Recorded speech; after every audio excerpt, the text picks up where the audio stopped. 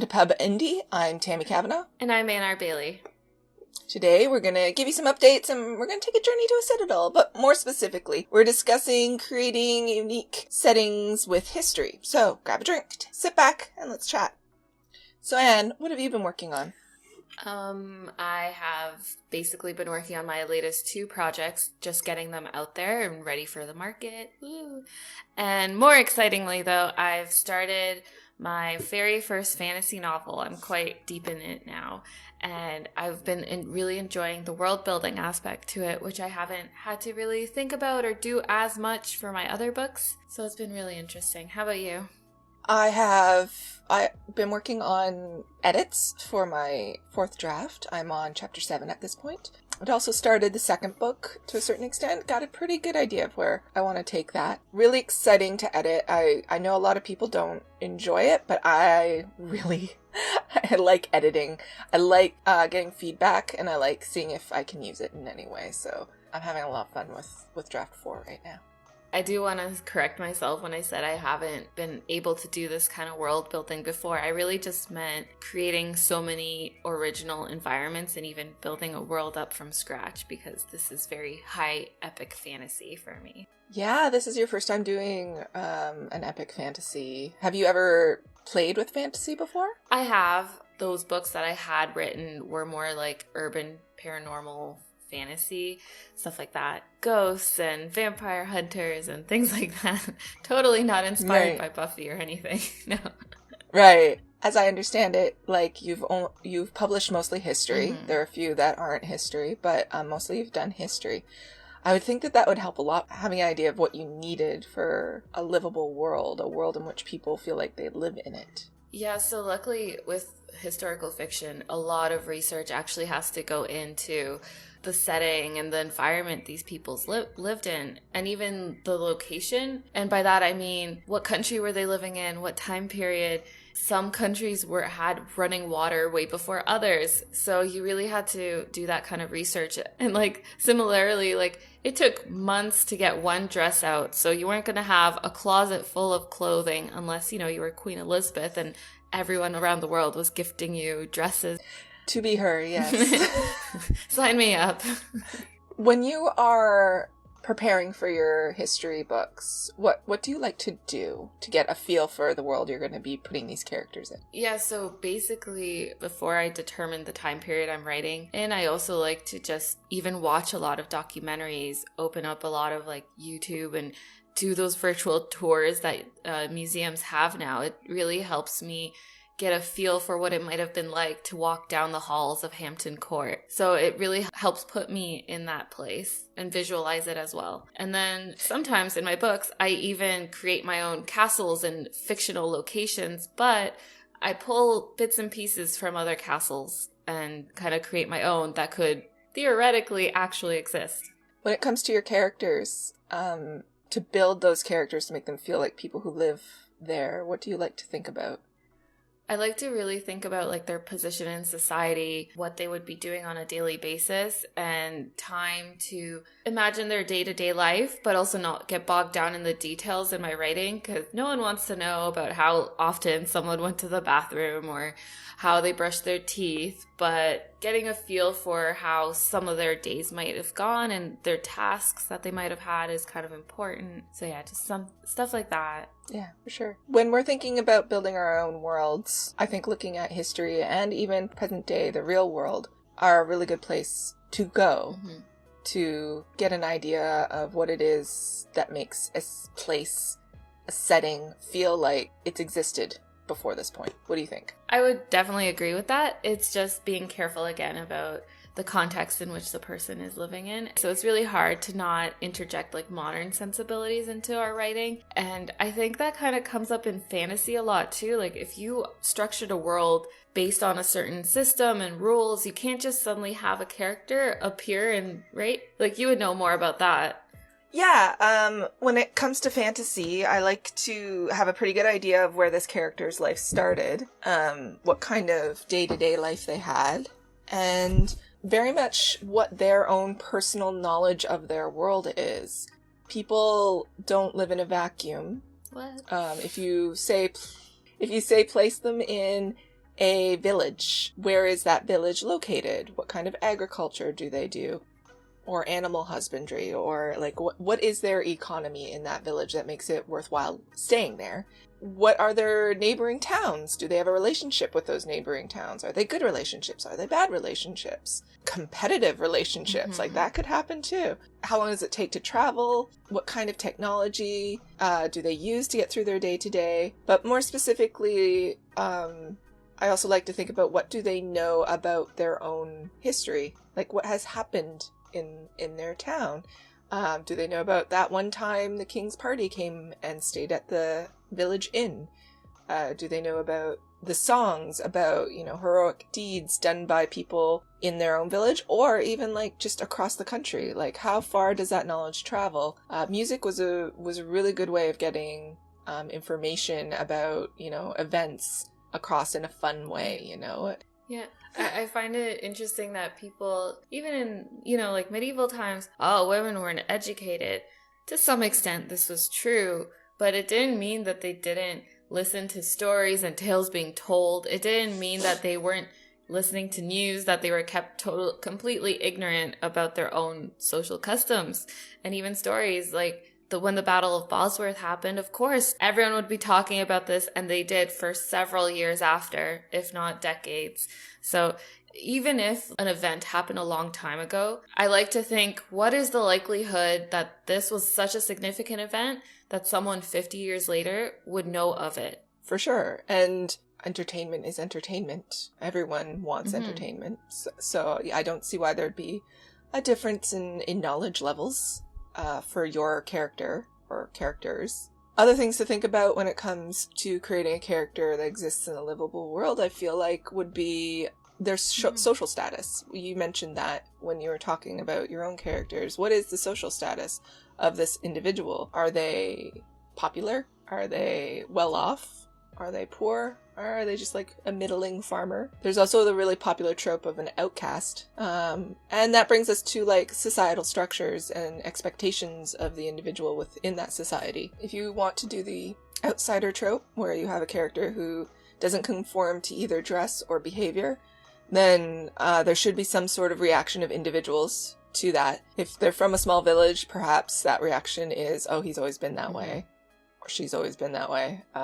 They're just eccentric.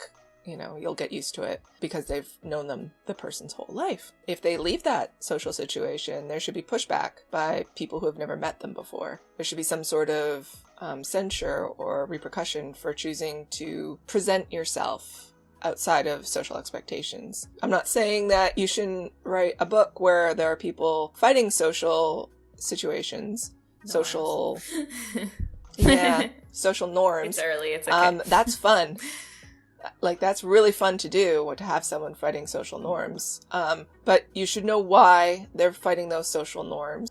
Sorry, I lost my train of thought there for a moment. Not because someone came to bring me coffee at all. But all I wanted to say was I find it very interesting to keep in consideration how someone else would react to this person suddenly saying, the way you've been doing things is wrong, especially because these people have been breathing and living these social rules and have grown up with them. These are the expectations. Yes, they change, but to have someone come and say, you've been doing it wrong all this time, well, pretty sure they'd be like the town's crazy person. Yeah, and again, that comes back to be careful what you choose to be the social norms that your character fights against. Some of them are there for safety. The way someone presents themselves indicates whether or not they are trustworthy, whether they're a person that you should interact with, who will not, betray you or swindle you. So, of course, if you come into a town completely ignoring all social niceties and expectations, the people there aren't going to want to talk with you. Yeah, like even think about it. You hold the door open for me and I say thank you. That's a big deal. And if I didn't, you'd be looking at me like, why are you so rude? And that also brings up, at least historically, right? How people would interact with you or how serious they would take you is kind of based on your social status. That could be dependent on what you do for a living. Like a farmer wouldn't be taken as seriously as a knight. We should look at what people know depending on their social station and how they behave depending on their social station, or even where they live. So we've talked about someone growing up in a village somewhere. What if the person grew up in the capital city? Comparatively, that person from the village probably doesn't know much about politics or what the king does, or if you have a king. Something else to consider. What kind of political organization is your country built on? But we're going to go with the king right now. What does the king do all day? What is his job? You know, how much influence he has on your day-to-day life. Exactly. So someone who lives in the capital city would know way more about what goes on in court, because, oh my gosh, that is the rock star of that world. That is the most talked about person. There's gossip all over the place about him and his family and the other courtiers and the lords and the ladies that attend court, and who's in the city, who's not in the city, why they're not in the city. Oh, juicy. Yep. I can vouch for that. How are you integrating these kinds of things into your writing? Thankfully, I haven't had to think about it too much yet, because there's only really 3 people in the first book from the court, so it's outside any kind of like outsider looking in. Yeah, it's more of an outsider looking in. Plus, they're outside of their own sphere of influence, strong influence. They still have influence, but they're not like in control or anything like that. So they're conforming to a certain extent to the social norms of where they are. So I haven't had to delve too much into it, but I have been thinking about it because it comes up in the second book a lot. And I'm super excited to just explore this new culture that I'm building. And with my character, she's learning about it with the reader. So it's a little bit different than what we're talking about here, where you have a character who has existed in that culture their entire lives. So with my character, the reader and the character are learning stuff at the same time. With a character who has been placed in a world, they should know this information already. They should be reacting like they know this information already. And the information should be imparted onto the reader as it happens, I think. Yeah, so I'm kind of doing that. I have 2 POVs in my fantasy book. One is someone in the capital in a high position of power. So we have a very different view from his side versus my other main character, whose POV is someone who's lived in a very insular location and has a very narrow view of the world because of this education, which was done, spoiler alert, quite on purpose for a reason. So I get to play around with both showing the reader and kind of throwing hints in here and there. Right. Yeah. She knows nothing, and oh boy, she's in for a rude awakening. Yeah. Why do I do this to myself? To them. No, that sounds exactly what I'm talking about here, that you have different people with different levels of knowledge, for sure, within a society, the villager versus the capital city liver. We also need to consider, and I mentioned this earlier, technology is a big part of, world building, and technology available to, again, someone who lives in a village versus someone who lives in the capital city, or someone who lives in a completely different country. Could be completely different. I have a perfect example for that. I'm the example lady today.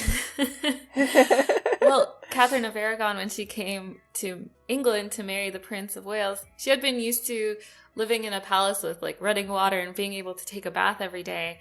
And then she came to England, where taking a bath was considered like the fastest way to your grave because, the water was dirty. It was hard to do. It was like you getting cold would probably mean you catch a cold and then shortly after die. Yeah, so it's even within the same time period, you can always play with these like cultural differences within your book. And I think I enjoy it.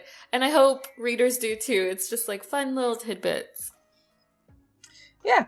And when it comes to country relations as well, what is considered civilized in one may be considered uncivilized in another. So that's, the rumors amongst the small folk. Yeah, the rumors amongst them will probably paint a slightly unkind image of the people of the neighboring country. Like, oh, they don't bathe. They're barbaric. Things like that. Anything to make them feel more superior, which is, part of keeping your country together with propaganda. Well, and there's also, like, say that's one aspect of it, but there's also like religion, technology, all these little differences. You might think, oh my God, that's witchcraft. We haven't even touched on religion. No, we haven't. If you have gods in your fantasy story, there are going to be shrines or temples dedicated to those gods. There are going to be chosen gods for that country that may be completely different from the neighboring country. Not necessarily that their names are different, just that they prefer some gods than other gods. Like they've elevated them higher within their society because they reflect in some way the ideals of that society. What kind of power do these temples have? Do these religious people, are they interested in political power, or are they only interested in performing their purpose? Yeah. Whatever that might be. As far as they're concerned from their god, right? But if you do have a connection between a church and state, there should be a very strong arm of the church or temple to exert whatever power they've been able to gain from the state. Mm-hmm. If you think about it from medieval times, or specifically even the Tudor times, the reason there was such a big shakeup was that King Henry VIII decided, no, I will become the head of the church. So I will be that person talking to God, and it will no longer be the Pope in Rome. Well, of course, a lot of people would disagree with him, and there was a lot of fighting because of it and rebellions. So depending on whatever religious system you pick, there's quite a lot of considerations to take into place. It's quite complicated, and It's complicated, but you don't have to go that in depth with it necessarily if it's not a big part of your book. But your character should be aware of these institutions. Even if they've never interacted with them, there'd be knowledge about these institutions imparted to them, and whether or not they're dangerous or helpful. Yeah. I think what we're trying to get at is that it's quite important to know the rules of your own society. Social, religious, political, and how it works, because then you can make an enjoyable story for the reader and give them like these little bits and pieces here and there. No, I totally agree that sneaking in little items for the reader that's relevant to the plot. And I agree, like, you as the writer, it's fun to world build for one thing. I think it's good to like just go whole hog on it, but that doesn't necessarily mean everything that you've created about your world is going to show up in the first book or the second book or even the third book. But you can give details that point towards the fact that something like this might exist, or it doesn't necessarily inform on the events, but it informs on the world. So, for example, we jokingly refer to this as the Into the Citadel episode, and that's just because I let Anna read my book, and she really liked this one scene where there's this citadel, and it's existed for a long time, and it's suggested that it was probably built by this guy that had a reputation for not being great. I love how vague you're being. I know, I don't know how. Just say it for the listeners out there. He liked to experiment on people. He was curious about disease and death, and eventually was trying to find a way to reach immortality. At least those are what the stories are about him. There's a lot of stories about him. So he was like definitely a villain, Dr. Frankenstein. Yeah. He liked to see how diseases spread. He liked to create diseases. COVID. Yeah. No. No. But yes, it was a lost place. No one knew where the Citadel was until this book. Personally, like, when I read it, I was really pulled into the stories about this place, and it really created like an eerie environment as she was walking around and exploring. So I was like, oh no, what's gonna happen? What's gonna be around the corner? I guess that brings us to the end of this episode. Consider subscribing, and join us next month, where I believe we're talking about different types of characters and what we enjoy doing with them. Yes. That sounds creepy.